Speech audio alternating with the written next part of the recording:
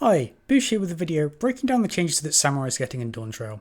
Let's quickly go through some of the more minor changes before we address the big one. Shoha and Shoha 2 have been merged into one button that now instead has a big hit with fall off. To fill the gap in leveling that Shoha 2 used to occupy at level 82, Samurai now gets an upgrade to Third Eye, which provides a delayed 500 potency heal when procced.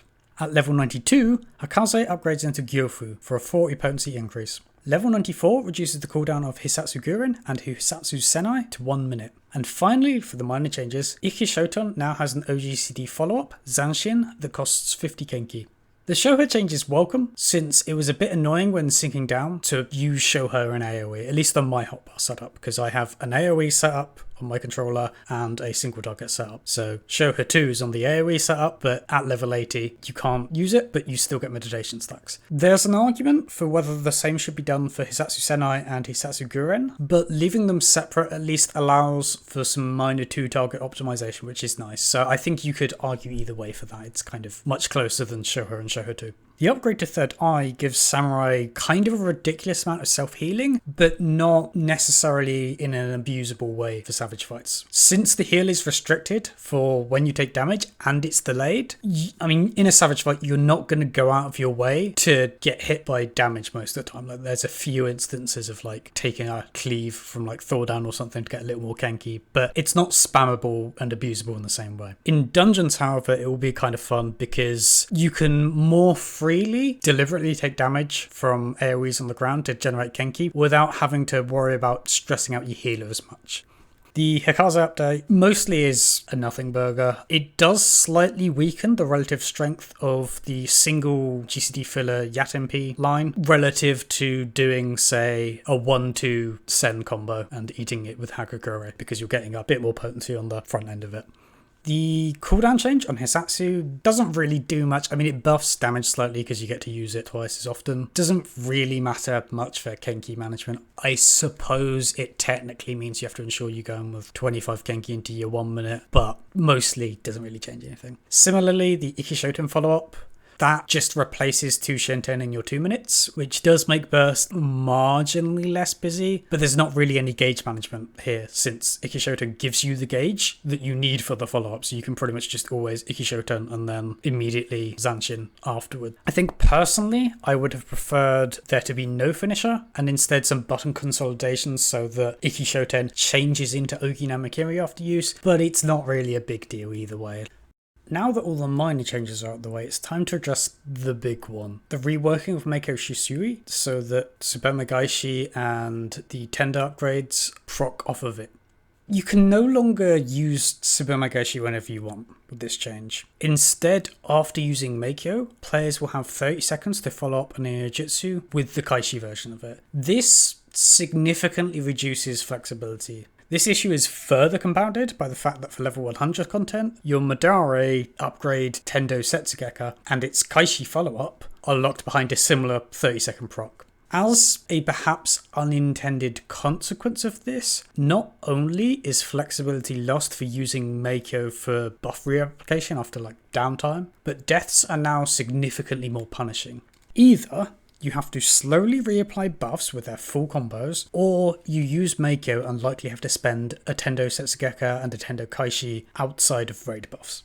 It also kind of knocks Samurai's rotation out of whack. Right, so previously the typical entry into a 2-minute burst was to do your combos to prep a Madare, and then when burst comes up, you Madare, Kaishi, Meikyo, Gekko, Higanbana, Ogi Namakiri, Kaishi Namakiri, Kasha, Gekko. You could alternatively play about with when you do those final 2 Gekko and Kasha, because you could do them before Ogi Namakiri, for instance. Now, in order to ensure that Tendo is used in buffs, you have to use Meikyo 2 GCDs earlier before you press Madare, because otherwise the Madare that's in buffs doesn't get the Tendo buff. Furthermore, for some reason, Tendo has a longer recast time than Madare Setsugeka. It has a recast time of 3 seconds. Well, over 3 seconds actually. About 3.2 I think by base. What these changes effectively mean is that the timing is far stricter on the tail end of Meikyo, meaning that you do not have time to Kasha and Gekko after Ogi, as you do currently. You must do it before. You must do both of them before. This makes the 2-minute burst much more strict and much more punishing if you mess up this timing, and removes the flexibility of deciding when you want to Ogi. Currently, right, you have the ability to place the Ogi cast in one of 3 spots. You can do it right after Higginbana, you can do it 1 GCD delayed after Higginbana by putting like a Gecko Kasha in there, or you can do 2 GCDs after Higginbana, Gecko, Kasha, and then Ogi Namakiri. That flexibility no longer exists, which is quite a big deal for a cast. This is also in regards to a strict Hagakure filler rotation in full uptime. Ad hoc rotations are gimped pretty hard by this lack of flexibility. How even just openers for specific fights don't work anymore. DSR is an example of this. Furthermore, Tendo being a longer cast makes things needlessly weird in their rotation. Currently, Samurai wants a base speed of 2.14 or 2.15 to make the 28 GCDs get as close as possible to 60 seconds. Why 28 GCDs? Well, that's how many GCDs there are in 2-minute burst, and a full combo loop with a Madare, and a full combo loop that sets up a Madare. These 28 GCDs being 60 seconds means 2 things. One, it means that Higginbana is consistently refreshed right as it drops off because it's always in the same place. It also means that your big hits don't drift outside of future buff windows, because if the loop was longer, eventually your big hits like Madari and Ogi and stuff would be pushed outside of raid buffs. For odd minute loops, we lack the Ogi Namakiri and Kaishi Namakiri hit, so we do a filler of 2 GCDs to accommodate for this fact. Tendo throws a wrench in this and makes 2.14 no longer work. If I had to guess why Tendo has a longer recast, it's probably an attempt to make Samurai loop cleanly at a base speed at 2.17. If you actually look into this, at the base speed with no filler, it has a 2-minute loop of 119.62 seconds, which is pretty clean. That is pretty damn close to a 2-minute loop, which is nice. However, this ignores the fact that the 1-minute loop is actually important as well. Ideally, what you want is a clean loop for every minute. So you want odd minute loop and the even minute loop to be about a minute, so that Higginbana refreshes at the same time in each rotation loop 60 seconds apart. What the Tendo change does is it makes your even minute loops about 62 seconds and your odd minute loops about 57.6-ish. Now, the Higginbana side of stuff can be accounted for a little bit by using Meikyo after Midari and then doing your Tendo and Kaishi Tendo later in the 1-minute burst. But this feels a bit awkward, and the thing that's weird about it, right, is you are in your 1 minute and 2 minute doing kind of different stuff, and then if you go to a faster skill speed, then you don't do that suddenly. So it's an odd quirk that feels a little gross. There is a GCD speed that gives a loop that is basically identical to the current 2.14 Samurai, that is at a 2.1 second GCD. This makes the 2-minute loop and odd minute loop with 2 fillers both 59.98 seconds, which is like bang on a minute. So while this will give Samurai players an option that doesn't feel gross with like the Higginbana stuff, the question I'm left asking is, why make this change? Why make Tendo a longer recast? The only thing it seems to achieve is either making the rotation feel gross by messing with Higginbana, or forcing a deeper investment into skill speed, because you need a fair bit more skill speed to get to 2.1 versus 2.14. I'm also baffled by the changes to Tsubame Gaeshi. Granted, at lower levels, 80 content, it could feel a little cringe if you drifted it, since there was no way of reverse drifting it. So if you did some sort of weird ad hoc thing, or there was downtime, things didn't line up right, you could end up with a situation where it was difficult to conveniently get Tsubame Gaeshi in buffs, and then if it drifts a bit, it's forever that much drifted. The thing is though, they already found the solution to this. Give Tsubame Gaeshi 2 stacks, because then you get a bit of overcap mitigation, right? I don't know anyone who was complaining about how it worked in Endwalker. If the aim was to fix it for level 80 content, which I'll be honest, I highly doubt, given how they approached balancing 70 ultimates, 80 ultimates as well, they kind of don't really give them much thought. They could have simply given them access to 2 stacks earlier. Like, if that's a fix that they wanted, they could make it so that when you get Tsubame Gaeshi, you have 2 stacks of it by default. I mean, that's what they've done with Meikyo. They've made Meikyo give you 2 stacks earlier. It used to be level 88, it's now 76. So the only reason that we're left with that's kind of been given in the live letter is to simplify recast management, whatever that means. But with this kind of vague terminology as we can best interpret it. I don't even know if that's true. Meikyo timing is significantly stricter for 2 minutes now. You don't get the option to use it around downtime or for recovery, and you also really want to try to maximize the fact that it has a 55-second recast to try to get an extra usage. Since previously, like in Endwalker, if you just use it every minute and you start overcapping at like,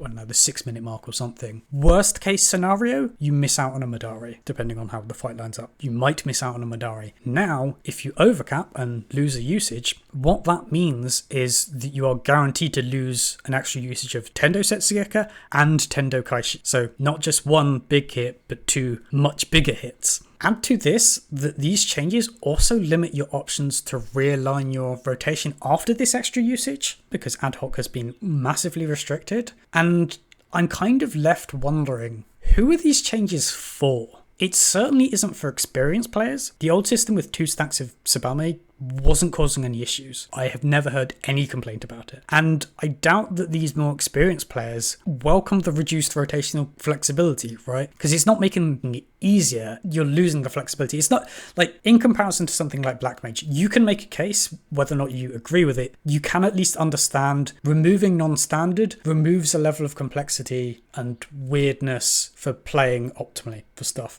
That didn't quite exist to the same extent in Samurai. Like, you could do ad hoc stuff to adjust on the fly, but it wasn't like necessary most of the time. Removing that just reduces the rotational flexibility for what I perceive as no good reason. It also doesn't seem to be for new players. It makes Meikyo usage far stricter and more punishing if you mess it up, and further punishes usage for recovering from mistakes such as death, since if you die and then get up and use it to reapply buffs, you're probably using your Tendo stuff outside of burst. I normally don't like to accuse game devs of this, since there are often reasons for controversial changes, even if those reasons are a little bit flawed and the changes are bad. But I legitimately do not think anyone who played Samurai even a little bit could have come up with these changes. You couldn't consider these changes a good idea. It reminds me a lot of the changes that Ninja got at the beginning of Endwalker, where like 6.0 Endwalker, they reworked it because there was such a backlash, where your rotation ended up being in burst a bunch of gap closes back to back with Raiju.